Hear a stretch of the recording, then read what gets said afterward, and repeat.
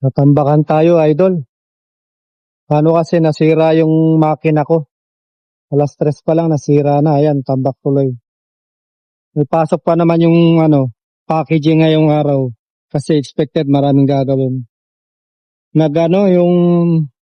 Yung cylinder natin, ayan yung cylinder, yung green. Nagtitripping ba? Pag binubuhay ko yung makina, namamatay yung inverter. Nag-power tripping. Di ko alam po baka grounded. Pero may na discover tayo nung niluwagan natin tong makina. Napansin ko yung belt sobrang higpit. Sobrang higpit ng belt kaya sagad yung pagkakahigpit niya yung belt dito sa likod. Siguro isa yun sa dahilan. Nahihirapan yung motor siguro na mag-start up. Ayan kinalas ko.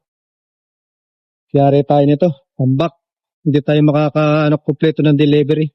Ayan sana tayo mapagalitan sa Lunes mga lodi. Ay.